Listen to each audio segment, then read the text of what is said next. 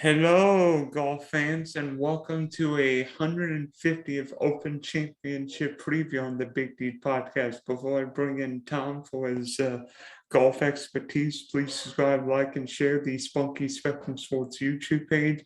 Got golf, baseball, football, Lord knows what else on the stream coming before long. Also, check out the Big D podcast on Spotify and Apple. So back for his fourth major of the year. Tom, you ready? It's Open Championship week. It's the one in your backyard. Well, sort of your backyard. Yeah, I mean that last year it was in my backyard. I think did we do this last year? I think we Yes. did, right? Yeah. So we've been doing these for over a year now, Daniel, which is nice. It's always good to talk to you. Just listening to you reel off all those things that you do on your channel. It's amazing the amount of content that you produce. So keep up the good work on that front. Open Championship, right? It's exciting. I think it's probably second to the Masters in terms of popularity. Probably, it seems to be the one that is coveted quite a lot. I suppose if you ask the Americans what the pinnacle is, it's the Masters. If you ask the Europeans, it's probably the Open. So it kind of splits there, and then the US Open and the PGA in that order. So big event, and more importantly, Dylan, we're back at the home of golf. Yeah. So how about St. Andrews? I mean, when I think of historic venues around the world, whether it be Old Trafford for football, Fenway Park, or Wrigley Field for baseball, there is only one home of golf, and it's St. Andrews. Yeah, and it's strange because obviously that's a lot of what it is like steeped in history, right? It's a historic venue and things like that. But like in terms of the modern day, like it doesn't give golf fans the carnage that they want. Like when you look at the scores of St Andrews, they're pretty low. You go back to 2015. I think Zach Johnson he must have been, was it 15 under par or something along those lines? 15 under par, I think he was. Louis Oosthuizen, he was 16 under par. I think Tiger Woods was almost 20 under par back in 2005 or 2000. So, in terms of scoring, it gets pretty low at St Andrews. Well, yeah, I mean, when I think of Open Championship, I think Old Man Weather might have a say in how difficult or how easy a course plays. Because I remember last year, everybody thought the 2021 Open was going to play very difficult with the uncertainty of the forecast, and Colin Morikawa won his Open debut. Yeah, and I was there, and there was no wind. I can assure you there was very little wind that week. It was extremely hot, and I think it's interesting, Dylan, that you can probably take what happened in last year's Open not as a pinch of salt, because obviously the Open Championship is the Open Championship, and there's certain elements that always sort of go across two venues. But I think with St Andrews, kind of in my research that I've been looking at, I think it's pretty American friendly. In terms of Open Championships for, St Andrews. So I think that's something to keep in mind as you're looking for your picks at the end of the week. Well, hey, Americans have won 4 of the last 5 Opens at St Andrews. John Daly won in '95. John Daly won a PGA and an Open Championship. What a hero. I mean, that guy is something else, isn't he, right? And then, of course, Tiger won in 2000, 2005. Louis won in 2010. And then Zach Johnson won in the last incarnation in 2015. Talking of Tiger, let's get that out of the way, I suppose. Didn't play the US Open. Didn't feel like he could go there and wanted to prepare himself for this. Now comes back to St Andrews, where he is a 2-time winner. What are the expectations for Tiger Woods, Dylan? If we were talking about this in 2015, I would say go win the tournament. But I don't know what to expect from Tiger. I mean, we've only seen him play Augusta and the PGA the last couple of years. So I think any Tiger we get at this point is special, especially at a great venue. I mean, Tiger's going to have memories. You have courses where you play well, and Tiger's fallen in love with St Andrews since he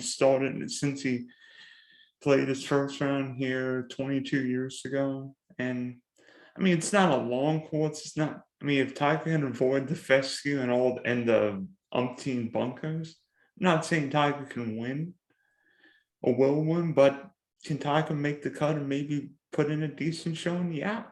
I mean, Yeah, if Tom Watson can almost win the Open at what, 57, 58, Tiger could.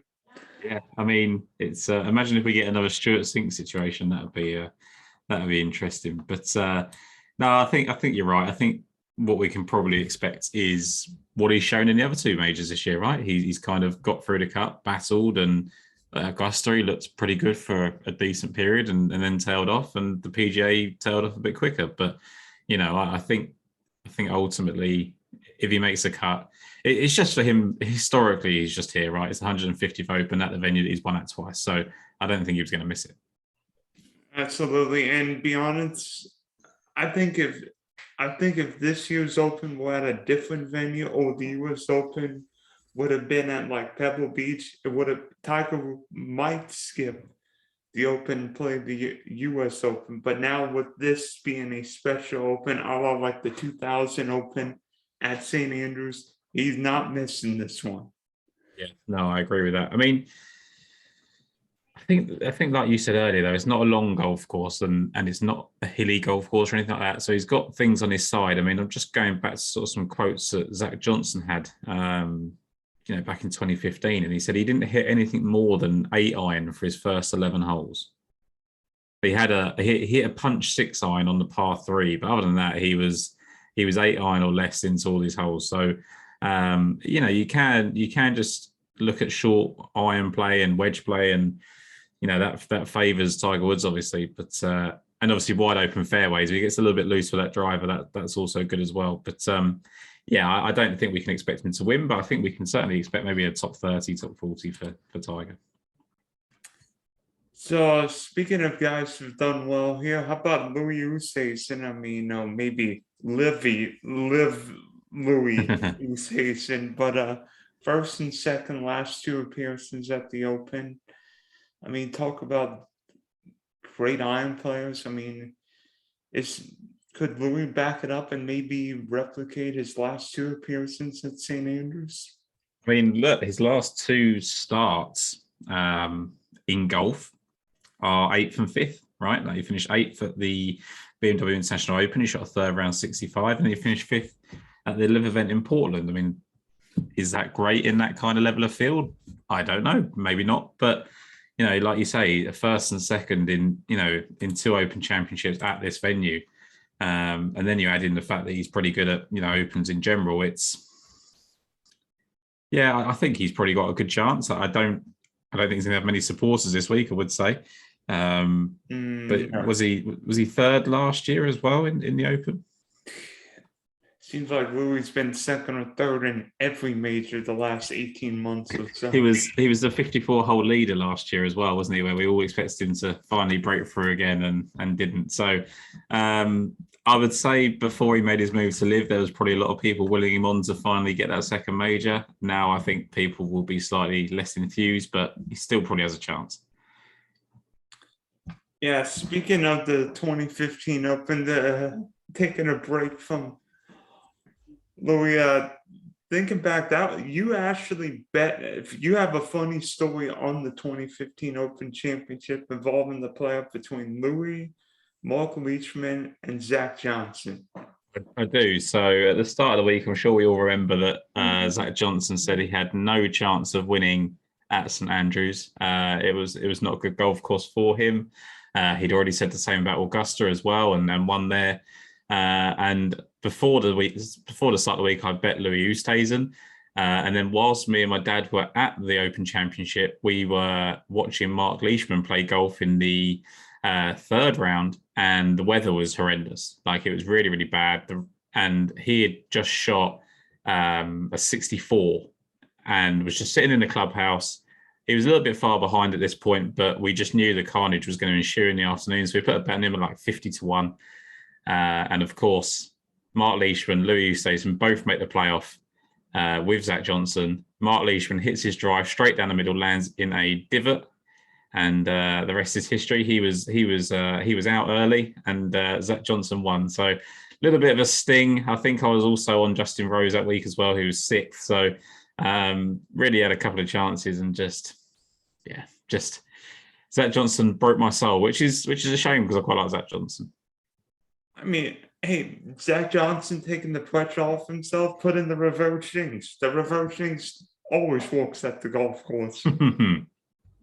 It does. It needs some conditions to go in his favour for Zach Johnson to contend at these golf courses. But it's interesting to see what he'll do as a former Open champion this week. When you think back to 2015, Dylan, I've got a bit of trivia for you. So obviously we always tend to focus on Australians are people that come up in Open championships. They tend to be popular. They play well in wind. So we know Mark Leishman he won that playoff. Oh, you lost in that playoff, sorry. How many Australians in total finished inside the top 10? Well, I'm sure Jason Day was somewhere there, because other than Jordan Spieth, nobody enjoyed a hotter 2015 than Day. Yep. And I know there's got to be more, right? I'll leave that to you to think about that one. Trying to think I think there's got to be at least one or two more. I don't know the names off the top of my head. The only problem is I don't even know. The guy I'm thinking of probably wasn't even playing then, and he's not even Australian. He's New Zealand. It definitely wasn't in them. It's this. There is more. I just won't tell you how many. It's not Stuart Appleby, right? It's not Stuart Appleby. No, that probably was the time before that. Yeah, he might have been in like the 2000 Open. Yeah. Oh, you little rat! Now you stumped me.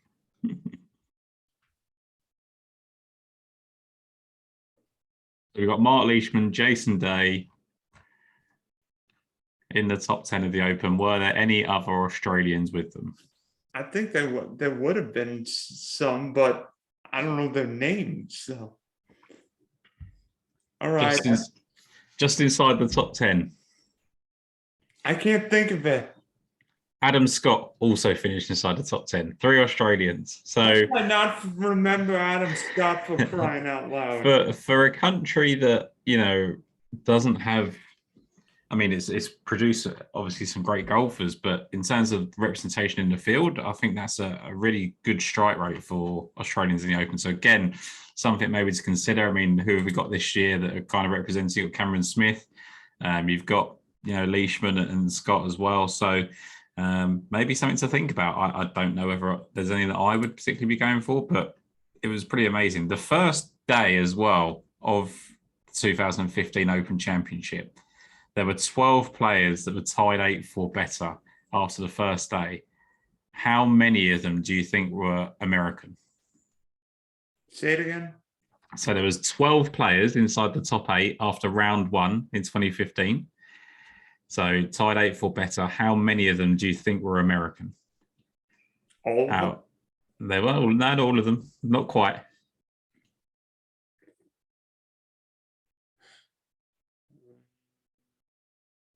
How many? Tied 8th or better. Yeah. So there was 12 players in total, and that's nope, not quite that many. 8? Nope. Oh wait, now 0. No. There was definitely a few. Dustin Johnson was leading. I'll give you that one. So I think that was the one when he shot in. Was that the one when he shot like an 80 in the 3rd round? Good question. Let's have a look. But anyway, there was 6 Americans out of the 12 players in the first round tied 8 for better, which I thought was pretty impressive. Let me see if I could get the 6. Ricky Fowler, one of them. No. Jordan. Yes. So you've got Dustin Johnson, Jordan Spieth. That's 2 of the 6. What was Zach then? Zach was one of them. Yeah, so that's 3.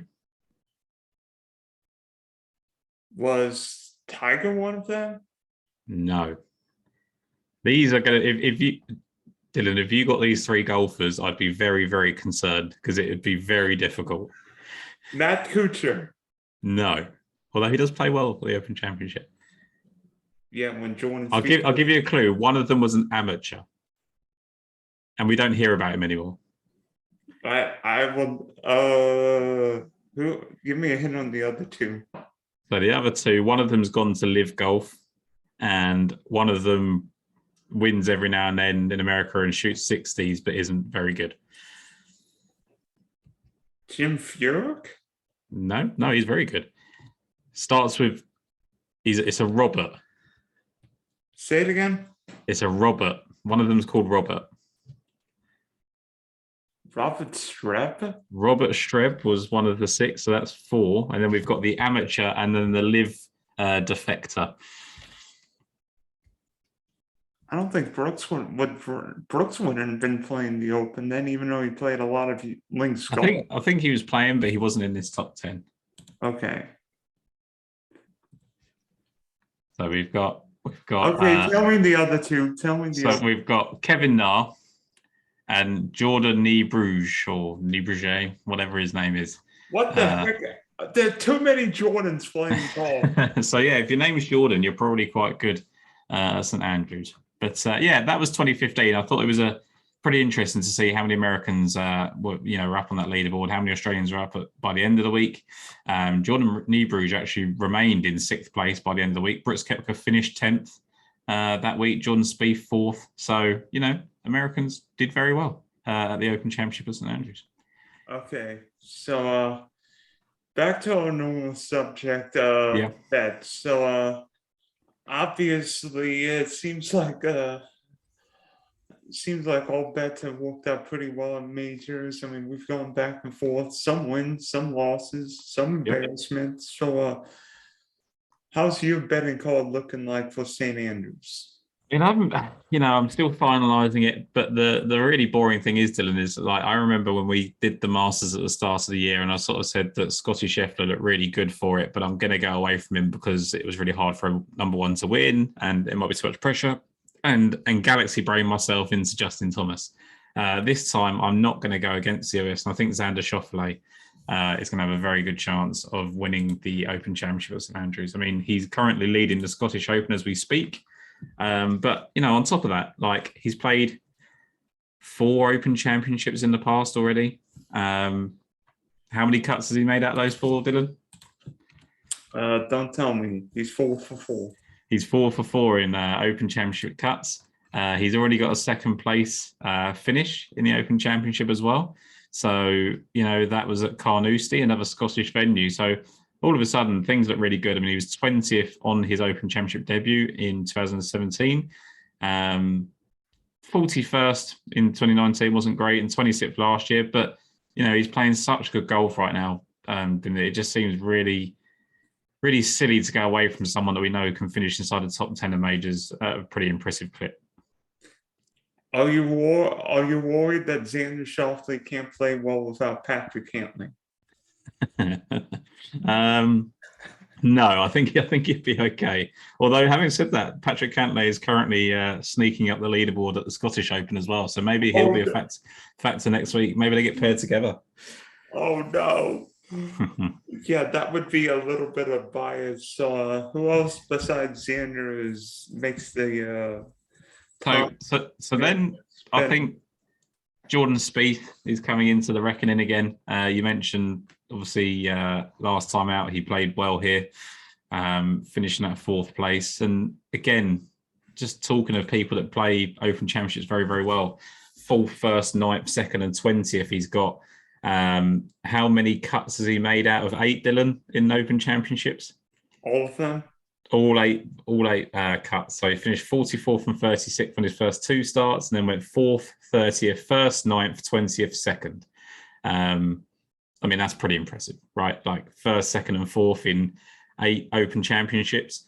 coming back to a golf course that he probably should have actually been in that playoff at least in 2015 as well. So playing good golf at the right time at the Scottish Open. He's currently sitting at 4 under, waiting to tee off as we speak. That's just about a minute's time before he tees off for the Scottish Open. So if he has a bad round, maybe that puts a few people off, but I will probably still be on Jordan Spieth. And then I think you've got some decisions to make, right? Like, I think it depends how you feel about these guys that have gone over to live, like, and how you quantify their form, because Dustin Johnson's quite an attractive price. Louis Oosthuizen's good price, as we mentioned earlier.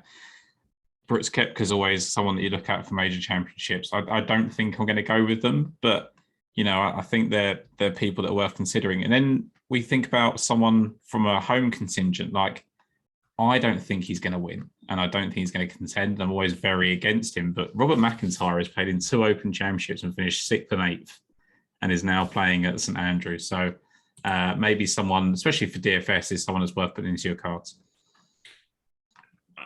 And someone more familiar with links golf, I don't think being a left-hander of person, we've seen Phil win an Open in the past and contend in another one. Of course, while it may not be the longest course, I do think on some of those holes having a driver in McIntyre's hands will help, because he's one of the longest drivers on tour. So they can bomb it on these long par 4s or the 2 par 5s. I think McIntyre is definitely a really intriguing guy at plus 6,500. Tell you who would be interesting, right? And this was a person that I think you might have seen the tweet that I did last week. He played horrendous this week, which kind of put the brakes on what I was thinking. But Danny Willett loves St Andrews, absolutely loves St Andrews. We know he can win a major championship. He's won at Augusta. Pretty sure he was 6th here in 2015. Let me just double check my memories on that. Yes, he was. So he was tied for 6th with Sergio Garcia, Justin Rose, Jordan Ebruge on 11 under. And he actually had a really hot start. I think he was only 1 behind Dustin at the halfway stage at St Andrews. So Danny Willett, if he can find some form after a pretty disappointing effort last week, I think he'd be interesting as well. Well, my betting card's a little bit all over the place. You really like Jordan Spieth. How about the guy who won the Open last year, Colin Morikawa? And anytime I see Colin Morikawa with a 2 in his betting line, I am very intrigued. I understand Colin Morikawa crapped the bed, missed the cut, but I'm okay with it. Everybody looks back in the 3rd round when he blew it in the horrific weather conditions, but the 2 final rounds at Augusta and Brookline showed me something. I feel like this is a course where you've got wider fairways, so accuracy is not going to be the problem. It's going to be who can hit their approach, which guy can hit his approach shots well, and Colin Morikawa can hit those second shots from anywhere. He's not going to have. He's more than capable of winning an Open. We've seen where guys find, even young guys can do well on links golf course. I mean, Tiger went back to back. I mean, it might be crazy, but Colin Morikawa did the same. Yeah, I mean, look, it's interesting because it seems to be that accuracy is actually a little bit more important here, which doesn't make sense when you consider how wide the fairways are, right? But I think because they're so wide that like people just get a bit too wild with them and don't really care. Whereas if you do actually just hone in and hit those fairways, they do seem to pay off. So Zach Johnson was 3rd in fairways hit the week he won. He hit 85.9% of fairways. Louis Oosthuizen. Sorry? That works. Yeah. Guess how many? I guess the percentage of fairways that Louis Oosthuizen hit in 2010. 88. 85.9%, exactly the same as Zach Johnson. He led the field. And then Tiger, both years, 73.4% top 10, 79.7% top 10 again. So it seems to be that accuracy over the distance. I mean, Tiger actually led the field in distance the first two times that he won 2000, 2005. Louis was fourth, and then Zach Johnson was 60th. So it really just depends. I suppose, like you said earlier, it probably does benefit to be longer, but I think Morikawa is long enough, and he's definitely accurate enough on a good day. I think the only thing that concerns me a little bit is like, do we put too much stock in the Open Championship last year that wasn't really a links test? Like, if it does get really windy, we've seen him miss the cut or play badly in the Scottish Open twice now. Does that change things? Would be my only concern with Colin Morikawa. But I like you, when he's got a tour in front of him, he has to be considered. And I can't help it. I'm going to bet him. If I could bet him, I would bet him until he wins a major. But Will Zalatoris at 25-1. In fact, he might even go up. In fact, those numbers might get a little juicier now that he missed the cut. But Will Zalatoris has got 6 top 8 finishes in 9 major starts. I don't care if he missed the cut last week at the Scottish Open. I don't care if he WD'd last year. He can play in any conditions. He can play in the wind, play in cold weather, and I love his approach shot. I'm a little worried about his lack of accuracy, but if it's a second shot golf course, there's no better iron or wedge player in the world right now than Will Z. Yeah, I agree a lot with that. A bit unfortunately, he had to withdraw last year. I think he it was either a rock or he hit a hard bit of grass and hurt himself. But I can't remember how he was getting on. I think he was playing pretty decently up until that point as well. So, like you say, just in terms of just pure, skill level, talent level, major record, Will Zalatoris has got to be considered. He actually opened, I've just looked, opened with a 69 at the Open last year, was in 32nd place before having to withdraw. So, I like Zalatoris. I actually preferred him for the St Andrews Open rather than the Scottish Open. I think it more suits him. I think the American style of the golf course. We hear a lot about Masters form kind of translating to St Andrews, and which makes sense, right? Zach Johnson and Tiger Woods have both won at Augusta.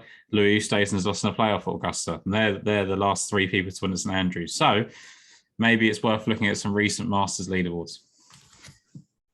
And then I am going all the way to 65 because I like me some Adam Scott. You think Australians do well the Open. They do well at St. Andrews. We know what kind of a ball striker Adam Scott can be.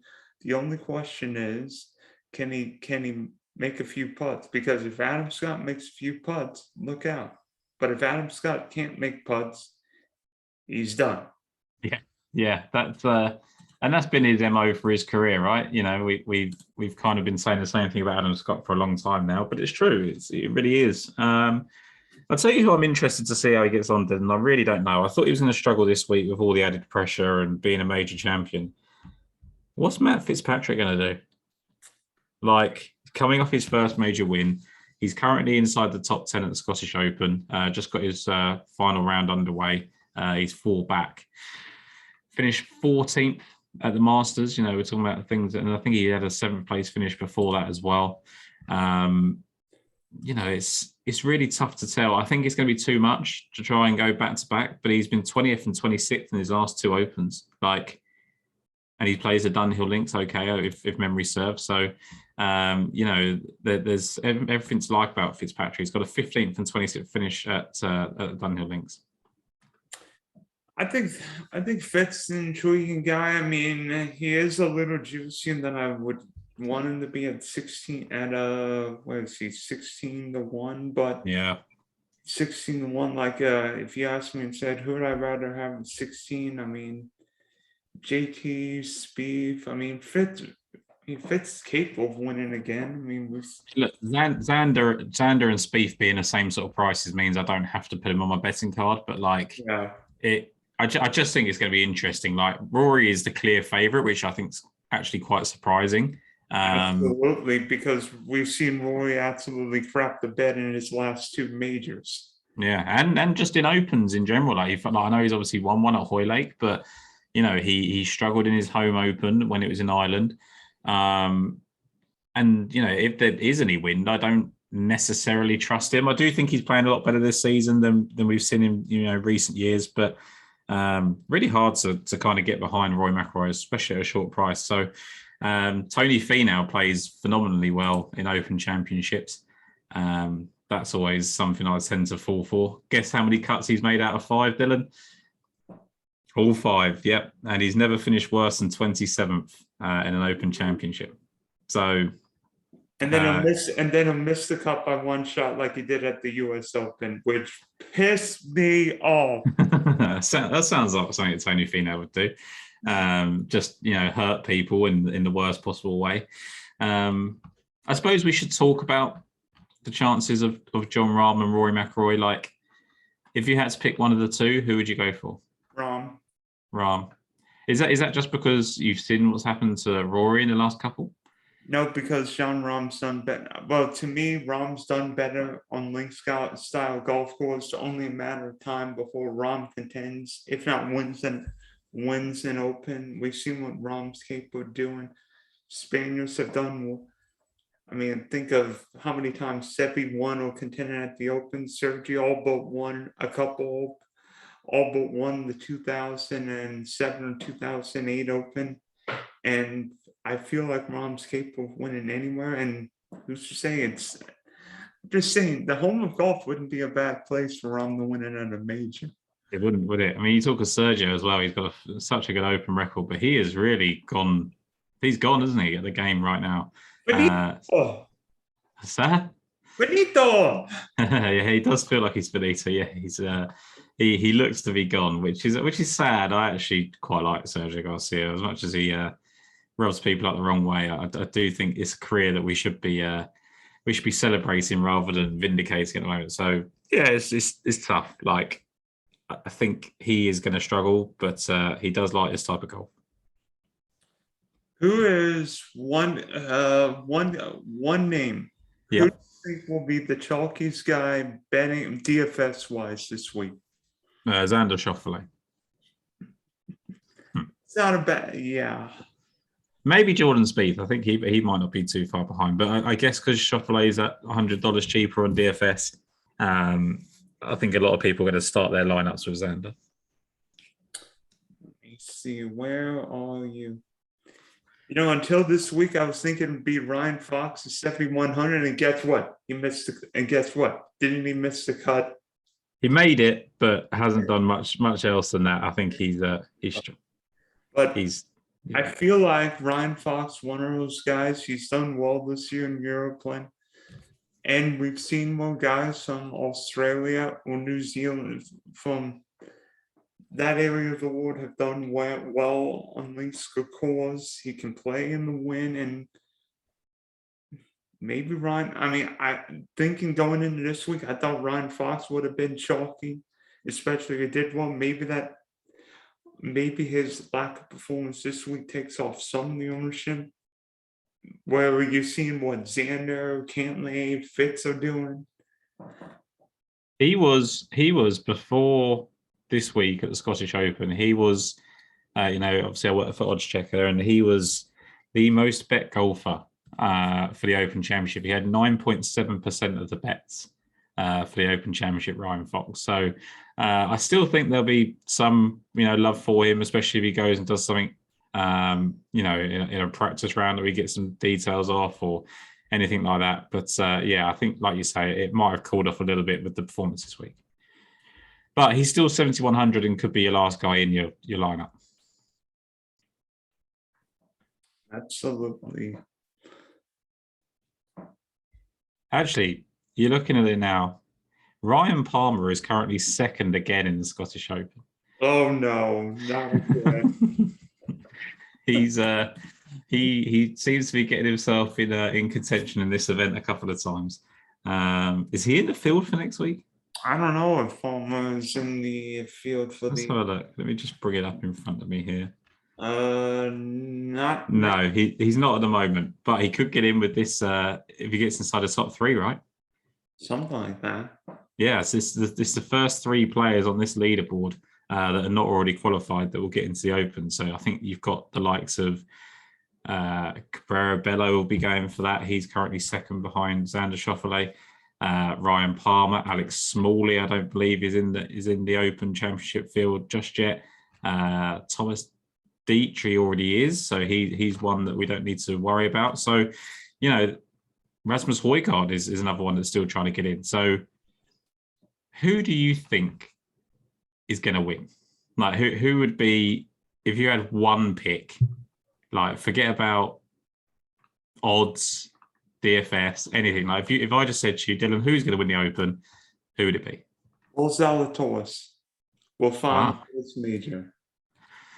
And why do you think it will come here instead of the other venues that he hasn't won at? Because he's due 6 top 8 finishes in 9 major starts, 3 runner-up finishes at the Masters, US Open, PGA Championship.